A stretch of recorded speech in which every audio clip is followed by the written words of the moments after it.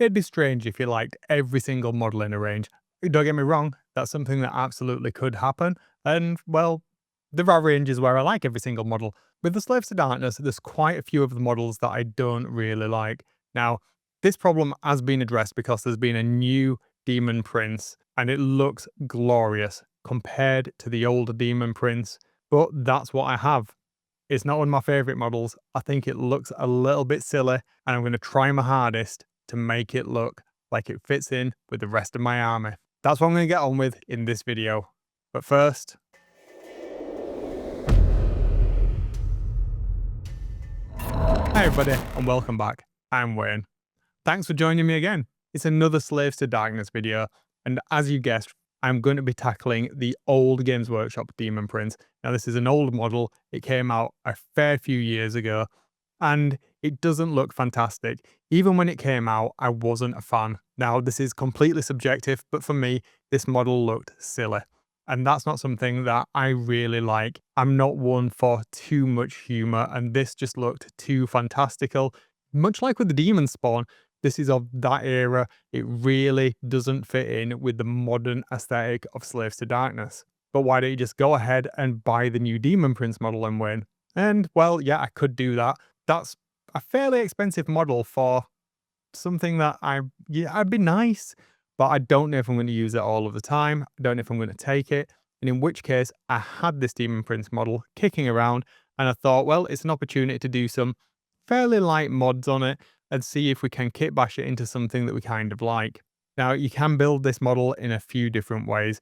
It can be built for 40k, or it can be built for Age of Sigmar, and there are a couple of build options as well in there. So you can have it either with wings or with trophy racks, and there's a number of arms, heads, and other bits and pieces, gribblies that you can put on there. There's one thing that really didn't strike me as letting me carry it through to the rest of my army, and that was the exclusion of chain. So that's what I'm going to try and get on here. It's a really nice and easy, simple way of just tying it in with the rest of the army. Of course, as we've done with all of these models, we're going to have that basing theme that's going to tie everything together narratively. I think adding another few visual elements that are really going to kind of bring it through as if it was one of the Chaos Warriors, or perhaps even one of the Theridons. Who knows? It could be anything, I suppose, at this point. There's nothing to say that Demon Prince has to come from a Chaos Warrior, maybe. I don't know. Is there? If there is, let me know down in the comments. That's what we're going to kind of focus on in this video, and getting it painted up and almost using this as a little bit of a stepping stone towards getting Be'lakor on there. And that's where I really can't wait to get to. But we've got a few other models to get through before we get to that. Before we do me a solid, and if you've not already, drop me a like and a subscribe. So long as you are actually liking this content, let me know down in the comments if there's something else that you want to see me work on. Hopefully, we'll get through this army sooner rather than later. I'm really starting to ramp up progression, and we're getting towards those bigger centerpiece models. That's not what we're going to be working on today. It's going to be that Demon Prince. So let's dive on in and see if we can make it look from a Derpman Prince to a Demon Prince. Let's do it. Right then, let's get right on in and figure out what we've done. I built this guy pretty much as per the instructions so far, other than I've not put the trophy rack or the wings on, and I've filed off the helmet part of the head because that was for the 40k version of it, much like the shoulder pads, but they fit in with AOS. Now I need to figure out how I'm going to magnetize the wings and the trophy rack, and well, it just so happens that there's really nice size holes in there for 3mm magnets. So that's exactly what I'm going to do. Get some magnets on the wings, on the trophy racks, and in the back. Getting them onto the body is not a problem, but as you can see on these small little connection points on the wings and also on the trophy racks, it's going to be a little bit fiddly, so that's going to take a little bit of finesse. Now, the rest of what I want to do is going to involve getting some chain on this guy. Why am I going to do that? Well, that kind of links him to Be'lakor, and that's what I want this guy to look like, a little bit of a junior Be'lakor almost. And we're going to use this almost as a test piece to kind of figure out how we want to tackle that when we get to him. All I'm going to do then is I'm going to start to lay down some chain around the shoulders, around the knee pads, and a little bit around the weapons and the forearms on those van braces, just to add a little bit of extra detail. and tie it into the other chained elements that we've got inside of his armor. That's going to give a little bit more visual consistency and just add a little bit more detail, because this model is a little bit lacking in detail compared to some of the newer sculpts. Adding this chain was a little bit fiddly as well. So I'm using contact adhesive here and just teasing it into place basically. It was super annoying to do, I'm not going to lie, but it really has added something in the way of just giving it a little bit more finesse. Now, as I say, I'm going to put it around the shoulder pads so it looks like it's holding those on. And as you can see here, around the knee armor, again, this is from the 40k kit, but it does fit in fine. And I don't think the Games Workshop police are going to rock around to the house and tell me I can't do this. Somebody on the internet might, but oh well, I've done it. What are we going to do there then? Once that's done, it's just a case of getting this guy primed now. As you can see, the magnets are in the back, and we can pretty much just crack on with what we're doing. With those simple mods out of the way, let's get him primed. We're going to do exactly the same as we always do. I'm going to prime him black, and you can see it looks really good already. The wings, nice and easy to put on and off, and well, if you get them in the hole, that is. When they do go in, they fit perfectly. Don't get me wrong, they won't take much abuse, but for gaming, they'll hold into place nicely. And the same with the trophy rack. Once that's on there, they sit nice and firm. And the overall aesthetic, I think, already looks better. I think the main thing here is honestly, the head just looks so much better than any of the others. And with the added addition of that bit of chain and the shoulder pads just to mix it up a little bit, I think it does start to fit in. It's a little bit derpy still. The sculpt's a little bit softer than I would like, but it does work. Let's start with the airbrush and get some dead flesh. This is a nice greenish fleshy tone colour, great for zombies and demons, that sort of thing. And you'll notice that I'm attacking this from a couple of interesting angles here, but I'm predominantly hitting it from the bottom up, almost like an underlight. Why am I doing that? Well, later on, I'm going to lay in the shadow colours to darken that back down, and I want to have a very specific look.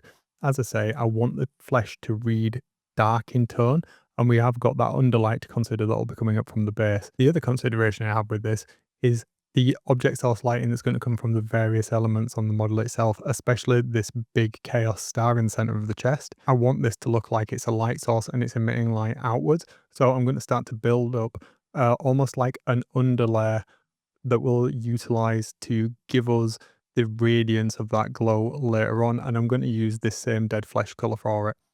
I'm working in thin layers of paint around the model with this, and I'm not oversaturating any one area at any time. Ultimately, what I want to achieve is hitting all of the flesh areas, and then we can work up the specific volumes where we want to show more three-dimensionality. Obviously, we want the face to have some presence, so we're going to pay particular emphasis to that, and there'll be elements around the model, such as the knees, elbows, underside of the pecs, that sort of area where we want to have more light showing. Now, we could also lean into the color aesthetic we used on the Soulblight Gravelords and the Chaos Spawn earlier in this particular video series, where we add the extremities as a slightly different color, perhaps a red or a blue that looked like the limbs had distended from whatever the original form of this demon prince was. Layering up the opacity of the colour over to the highlights is really helping to give some prominence to the areas that we want to stand out. Let's just do a little bit more on the face, and I think we're in a good position where we can start to look at the model more holistically and figure out where we want to have more prominent volumes. Thinking that the emphasis of the model is going to be the face, and obviously the glowing chest symbol, we want to get something on the back as well. We don't want to forget about the back at all because, well, when it's on the tabletop, you're going to be looking at it a fair bit from behind, I'm guessing. Now, same thing we're going to do on the front is we're just paying particular attention to the extremities and think about how you want your overall scheme to evolve and just work in the same way that you did on the front. Do you want those legs to be more prominent? Do you want to draw attention to the arms? Are you going to have a blood splatters? Anything like that will denote where you want the lighter points to sit. Once we've done that, we can start to think about shadows. And we're going to do that with a purple. I'm going to use Hex Lynch purple in this instance, but literally any purple or dark color will do, depending on what you want. And we're going to hit it as almost an under highlight. So taking it in as airbrush again, very thinned it down, we're going to start shooting from the bottom of the model upwards. Now you can start to see straight away how the green starts to pop from that dead flesh color before. The purple really starts to bring it out and you get a really nice contrast. There's a little bit of yellow in there, and yellow and purple work really well together. Straight away, we see that there's definition in the model coming out. And I think this is where some of the other paint schemes I've seen on this particular sculpt haven't really helped it. I always used to think it was really derpy looking. And yes, that is a function of the sculpt itself and how you tend to paint things. But I think as soon as I started to see it like this, I got a new appreciation for it. But anyway, we're not here to talk about that. Let's work our way around the model, and I'm working from the bottom up, as I say. Now, it's important when you're using your airbrush to make sure you get flow through it consistently. Rather than moving your airbrush, try and keep your airbrush static and move the model into position rather than the other way around. That way, your airbrush is constantly fed with paint because obviously it's a gravity-based system in these top-down airbrushes, and this really helps get a consistent paint flow. Keeping your tip clean of your airbrush, just nice and damp. Use a little bit of sponge or a brush to make sure you've not got any buildup of paint over there, and that'll stop any splattering or inconsistent coverage. Again, as I mentioned previously, I can't emphasize enough how important it is to work in thin layers when you're doing something like this. With this foundation in place then, let's grab our nice warm grey, stonewall grey in my case here, and we're going to start to lightly dry brush this chap all over the shot. Now, using a decent dry brush, it doesn't really matter what your dry brush is, so long as you keep it a little bit moist to help the paint flow off of it nice and smoothly without getting that chalky residue that you normally would. I know it's a little bit of a misnomer to call it dry brushing when you need to have the bristles just a little bit more moist than you would expect. And I'm literally going to just go over all of the flesh with the dry brush. I may even do some of the armor panels. It's not really going to matter too much, but the flesh and all of the material on here that we're going to want to read as leather or some other material later on, this is just going to help us figure out where we want to lay the colors. And of course, it adds another layer of contrast to let us put as paints on top. So if we put a silver over the top of something that we've already undercoated with something with a similar hue, in this case, the chains we could dry brush with this color, you'll get a much brighter silver. Now, I don't particularly want that on my silver, but for the golds, perhaps that's something we do want. This is a little bit more of a centerpiece model, so we do want to emphasize certain elements more. So making the gold or the brass glisten a little bit more might pay dividends. It's just going to help it stand out a little bit on the battlefield. So don't be too shy with where you're dry brushing now. At the end of the day, you can always come back in later and paint over it. It's not a massive problem. Just experiment and have fun. This is by no means a definitive, this is how you must paint your model. These are just ideas to help you progress your own painting a little bit and get your model on the tabletop a little bit faster. Okay, let's get some red ink. Now we're going to run this through the airbrush and we're going to start on the face.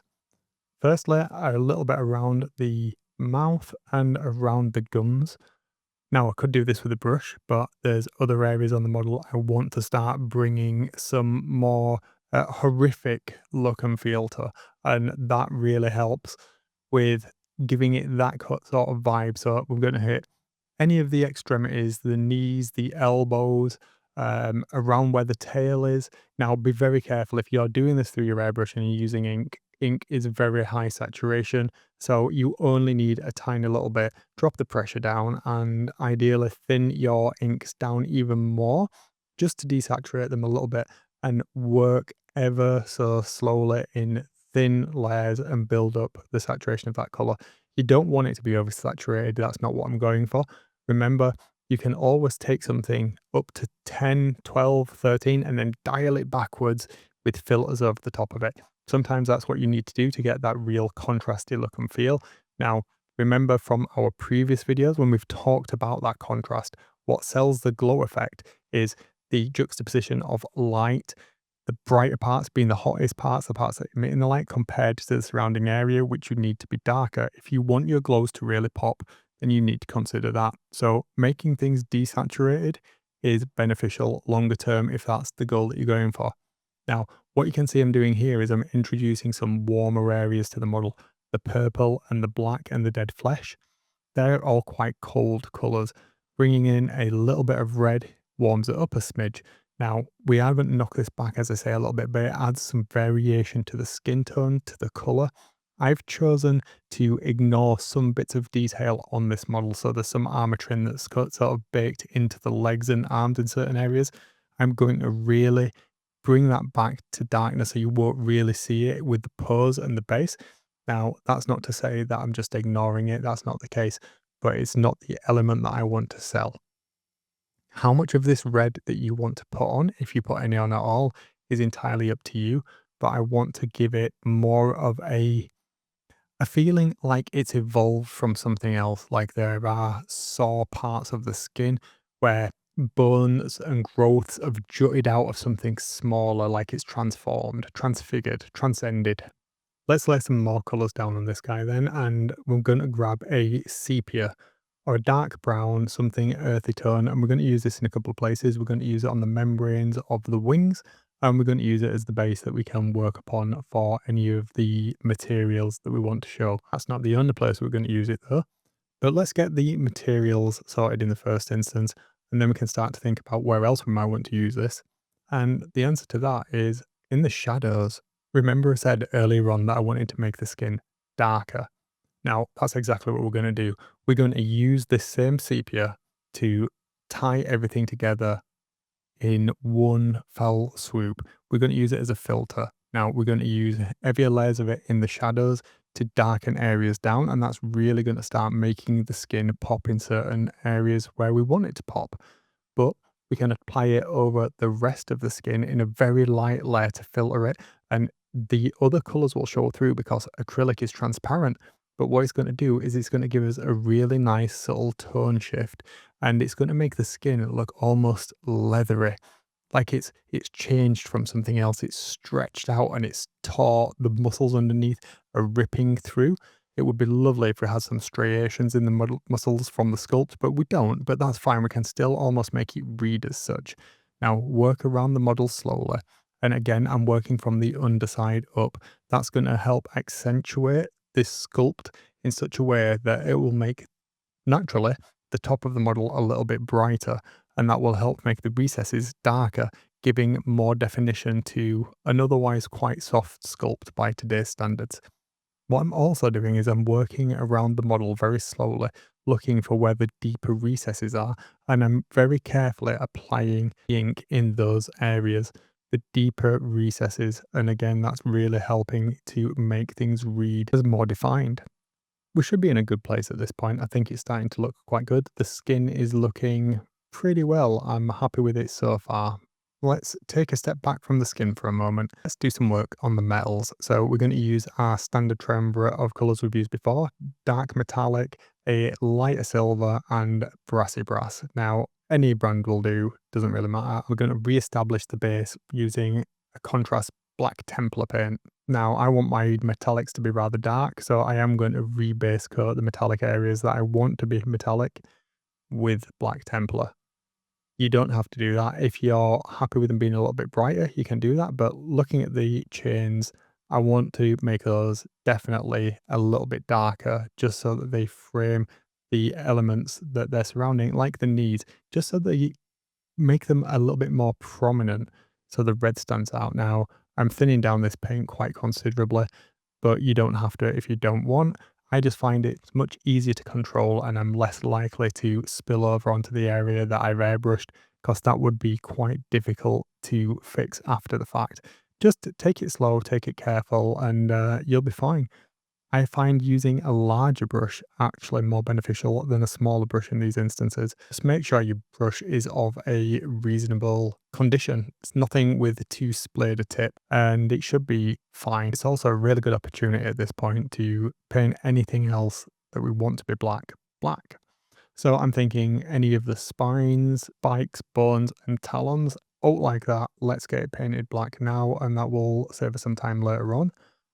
If you want to completely re-establish the blacks over all of the armor panels and not just the chains, do that at this point as well too. For me, I'm going to use a really thinned down version of this contrast paint, this Black Templar, really watered down, and just use it almost as a glaze over the top of the armor panels.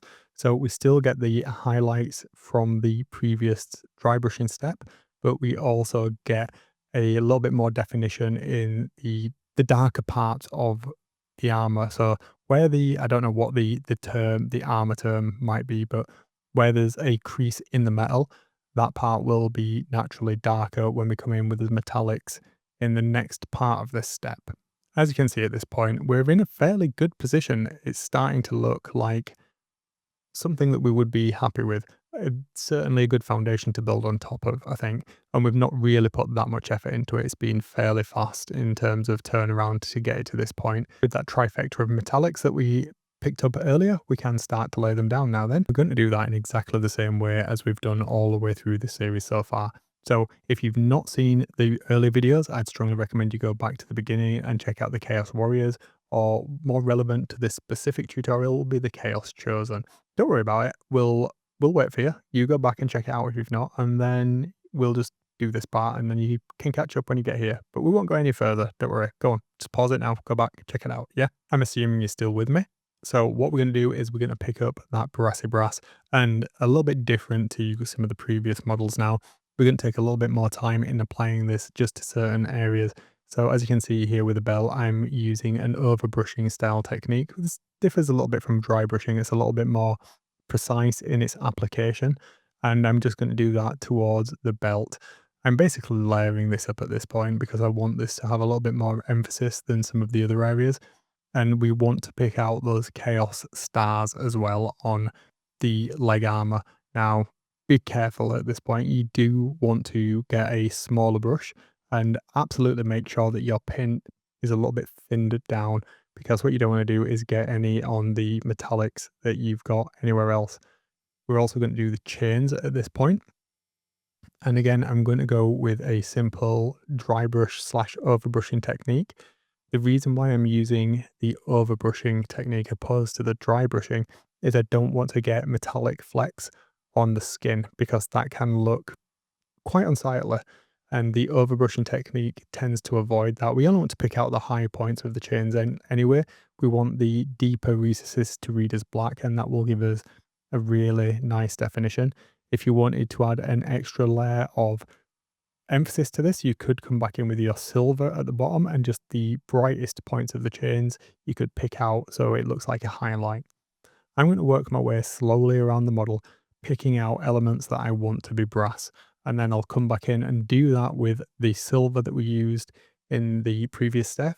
So a medium to bright silver will do, and it's a case of just being very careful, very deliberate in your application of your paints to the areas that you want to read as brass.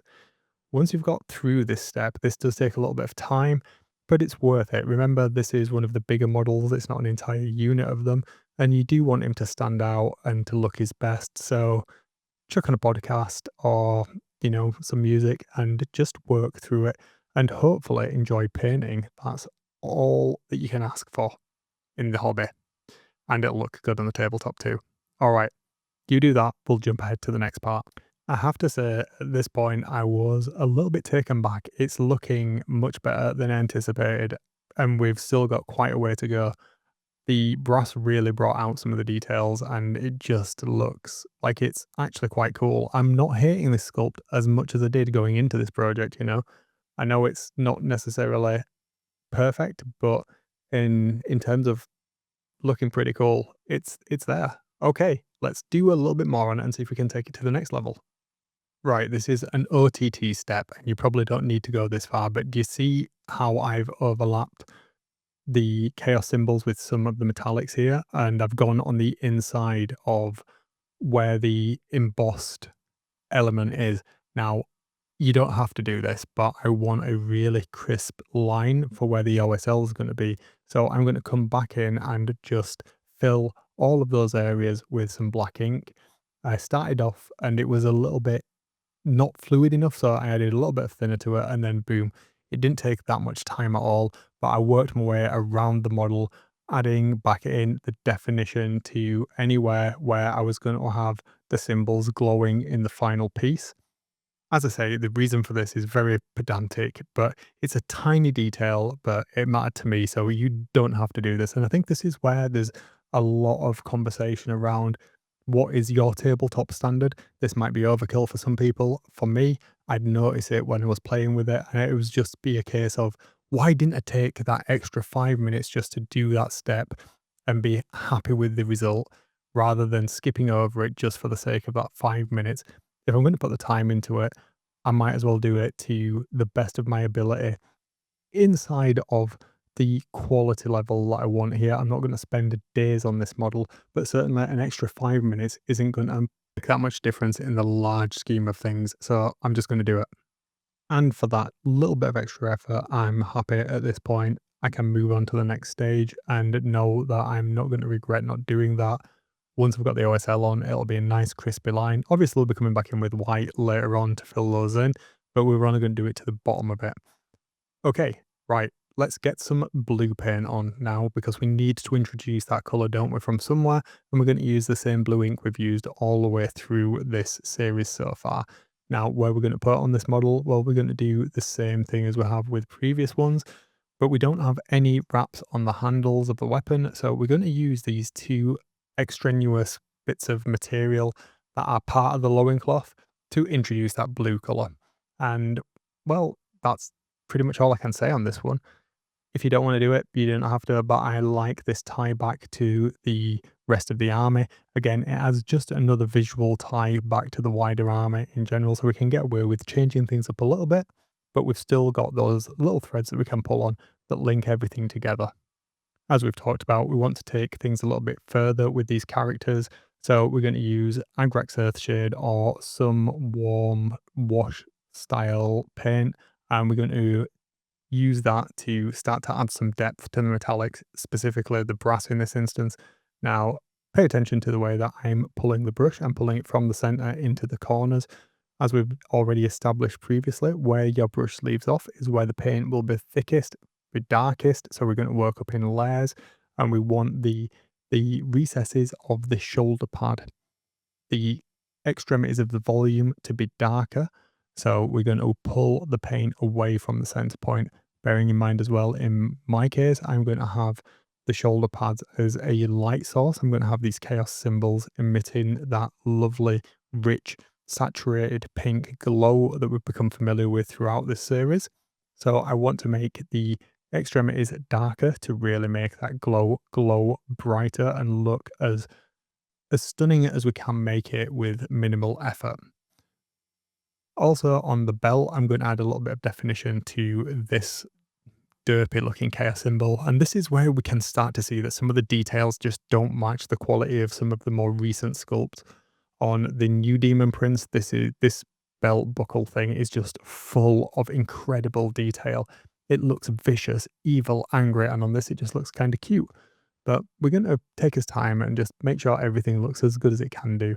So any of the brass elements around the model, I'm just going to shade very quickly. And the ones that have more definition, more volume, like these shoulder pads, I'm going to use the technique that I've just described in the first one. And I'm going to probably do this 3 or 4 times to really get a nice saturated weathered look and bring the edges down in terms of vibrancy, thus increasing that contrast for subsequent steps later on. At this point, we can start to think about details. So I'm going to grab a red, a purple, and a black ink or contrast paint, and I'm also going to get my wet palette, and I'm set up with some flesh colors, a off-white, couple of whites, some browns that I can create hues from, and a red and a magenta. If you recognize this, you're absolutely right. This did come from the previous Formoroid Crusher video. I use the same wet palette, I use the same colors, and it's really good to carry on that consistency through. So we're going to pretty much do the same thing. I'm going to get a decent brush and I'm going to start picking out details on this guy. As you can see, I've already started by picking out the teeth and the eyes on the face, and I'm just starting to build up saturation with this off-white. And that's one of the first elements that I'm going to start to pick up around the model. I'm going to lay down the really key details first. So I'm going to start working on the face. Now, I don't have very many colours on the palette, and the reason I don't have many colours on my wet palette is the colours that I've got relate to all of the other models that we've already painted. So we're not using anything different, but what we can do is mix them together and start to get complementary tones on there, but it's still going to look like it's part of that holistic whole harmony. At this point, we've already put a fair bit of work into this model, but I think just taking it to the next level really helps with it being a standout figure in the model. So I'm going to give the loincloth a little bit more attention than I would on some of the previous models. So rather than just stippling it and then layering over a contrast paint and almost slap chopping it and just adding a few highlights after the fact, we're actually going to paint this properly. So we're going to basically do much as we did with the Formoroid Crusher before, and we're going to start building up brighter and brighter browns and layering them on. But rather than just using paint strokes, I'm going to create texture by stippling on the color with the brush just on the highest details in this loincloth, just along the edges, thinking about the parts that I want to be brighter as well, the parts that are going to be closer to the source of light, which will be the base. It'll be emanating upwards, so these are going to get colored as well in a subsequent step. So introducing a little bit more brightness here than I normally would do is going to pay dividends, because that will give that glow something to work off of and just elevate it a little bit higher. Now, any other details that you want to start picking out, you can do so at this point. What I want to do is just work up slowly on the loincloth. And again, this is where the benefit of a wet palette really comes into play. I know it's going to roughly match what I've done in the previous videos because it's the same colors that are on my palette, but it also helps that it's going to have a consistency across the board. I don't have to be opening paint pots every couple of seconds just to get a different different hue of the same brown. I can merely just use the gradient that's already existing there on my paint palette, and that really lets me paint faster, but to a higher level of quality, even though this is still very much tabletop standard. Take your time working through this and use whatever technique you find works best for you.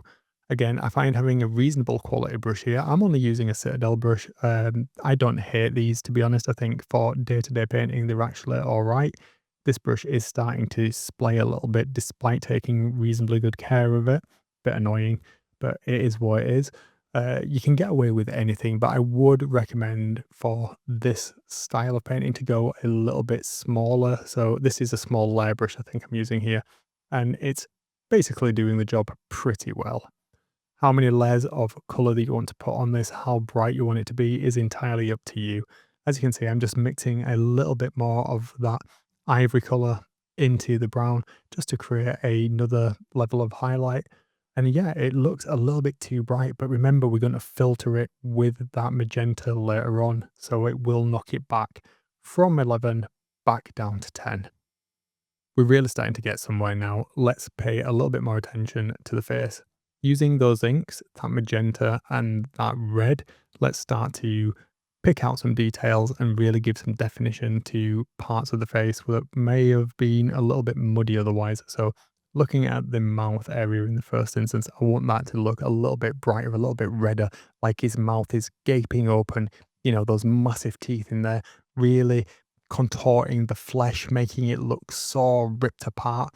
Using a red wash or a red ink. The red wash, the Caribou Crimson, works really well here. It's quite highly pigmented.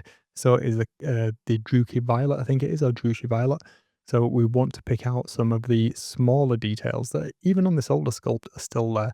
So around the nose, the furrows in the brow, and as you can see, it's really starting to lend something to the sculpt. It makes it look more vicious, and then working its way around the model to any other areas where that might help. So as you can see, we've got these spikes sticking out of the elbow, doing the same thing here. It makes it look like the bone is actually jutting out of the skin. It's raw, it looks sore. It's a tiny little thing, and it doesn't need to be done, but it just elevates the model a little bit further above it. Same where the wings attach, that would be naturally look like it's more redder because there'd be more blood there, wouldn't there? Because the muscles would be working to flap those bad boys. And around this weird finger protrusion, But rule of cool, you do you, work your way around your model and put as much effort into it as you deem fit for your tabletop standard. Finished adding more detail to the face, it was time to get on with the glow and using the white ink that we've used all the way through this army process. I'm just going to start flooding the areas quite carefully that I'd painted black previously with white, and I'm going to get nice crisp lines now, and it's really going to just add to that overall effect. We've been through this several times now, so I won't bore you with going through it all. You've seen it numerous times in this series, and we'll get straight to briefly cover what we do is we're going to flood the area of white, which you've seen, and then we're going to run more white ink through the airbrush to create the area of glow. And then we're going to do exactly the same thing, but with that lovely magenta ink. And we're going to go backwards and forwards, adding white and then hitting it with the magenta ink a couple of times, as much as you want, to be honest. I normally do 3 times, but I'm going to go 5 times with this being a centerpiece character, and it will make that glow really stand out. Building up the saturation with each pass. Remember that what gives the glow its color is the emittance of it. It's the white point should be white. The hottest point, the glowing point, should be oversaturated with white or very lightly tinted the color that you want the glow to read as. It's the cooler parts that will give you the glow. So you actually want it to be more saturated on the extremities. And you could even put another color ink in here. So you could use something like a crimson, and that will give you an even brighter effect by dulling down the extremities of where the glow is. Like, it's, well, basically the inverse square law, isn't it? Light getting further away gets dimmer, and that would give you that more natural effect. I'm not going to do that in this video, but as you can see, it's starting to read pretty well. Each time you do a layer with the airbrush, come back in with your brush, some thinned down white ink or white paint, and re-establish the high contrast areas, the parts where you want to be hottest, where you want the glow to come from. That's really is what's going to sell this. I can't emphasize it enough. How many times you want to do it, as I say, is entirely up to you. And once you've done that across your entire model as many times as you want, you're pretty much ready to go. The only thing you could do in addition to this is pick out some of the edges of the arm panels, something like a crimson, and that'll give it the reflection element. But we're going to do that just by hitting it from the underside with the magenta ink.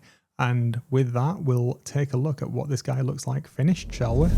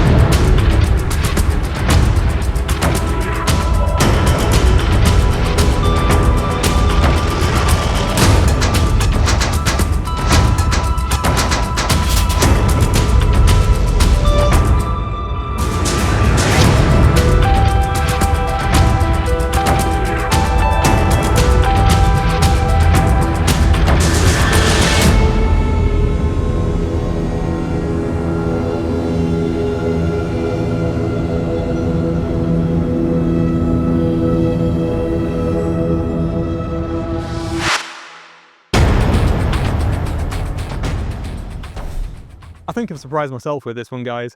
It turned out way better than I thought.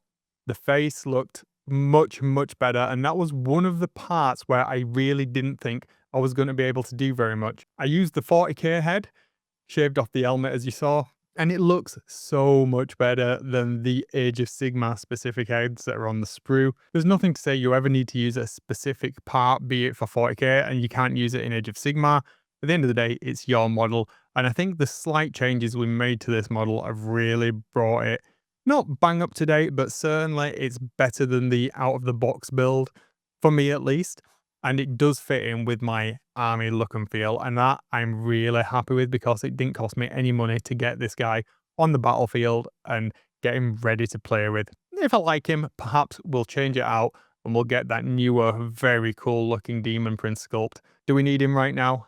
Absolutely not. I'm going to leave it there for this one. Thanks for joining me. I hope you're enjoying this series as we're approaching centerpiece show-stopping models, and hopefully we can get onto those really soon. Have a good one. I'll catch you in the next video. See ya.